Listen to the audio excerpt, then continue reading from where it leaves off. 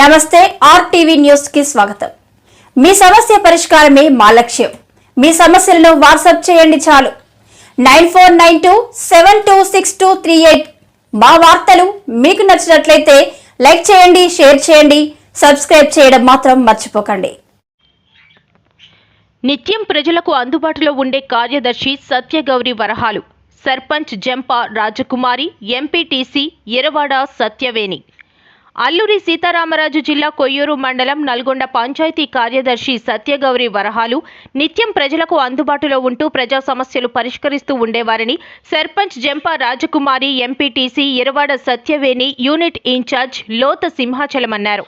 నల్గొండ పంచాయతీ కార్యదర్శిగా విధులు నిర్వహిస్తూ బదిలీపై గొలుగొండ మండలం చీడి గుమ్మల పంచాయతీకి వెళ్లడంతో ఘనంగా సత్కరించారు।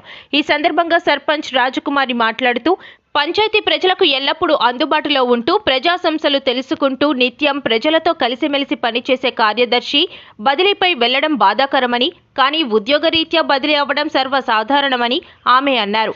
అనంతరం సిపిఐ పార్టీ మండల కార్యదర్శి ఇరవాడ దేముడు, తెలుగుదేశం పార్టీ నాయకులు, కార్యదర్శి సత్యగౌరి వరహాలను దుస్సాలవతో ఘనంగా సత్కరించారు।